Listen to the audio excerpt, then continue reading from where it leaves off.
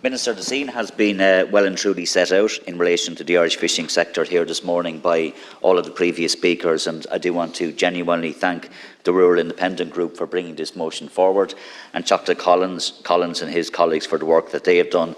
I also want to commend my own colleague, Dr. Pádraig McLaughlin, our spokesperson in this area, for his efforts in engaging with the Irish fishing community over the last number of years. In fact, he visited Waterford last year, and we met with fishermen in Helvick, in Ardmore and in Dungarvan, and also in Dunmore East. And we listened very directly to what those fisher men and women had to say. So I want to hone in on a couple of issues in my own constituency of Waterford, Minister, and I've raised all of these issues with you before, but I have to say that they haven't been resolved. The first is landing rights for British and Northern registered vehicles into Dunmore were removed in December 2020 following the Brexit trade and cooperation deal. Now, I've raised this issue with you in the past. Dr. McLaughlin has raised this issue with you. Some of my constituency and colleagues have raised the issue, and still no progress.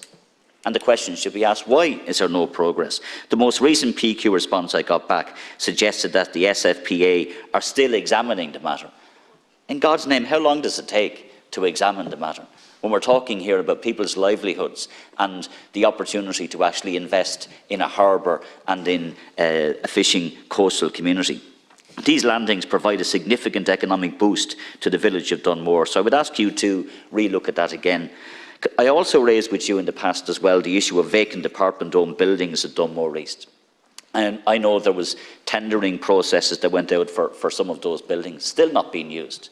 And the question has to be asked, Minister, as to what's been done about that. It makes no sense whatsoever. Any of the villages I go to, whether it's Dunmore, Passage East, Cheek Point, Dungarvan, Helvick, when I talk to fishermen, they say to me, why can we just not fish? And I'll finish on this point, Minister. We held a very successful public meeting in Waterford last year, and we had about 400 people at the meeting, and one of those people who attended is a well-known Dunmore fisherman, Jimmy Burns, who very passionately addressed the meeting and set out the importance of fishing, the pride that he and fishermen have in their community and that tradition, and he was standing up for his heritage and the heritage of so many others.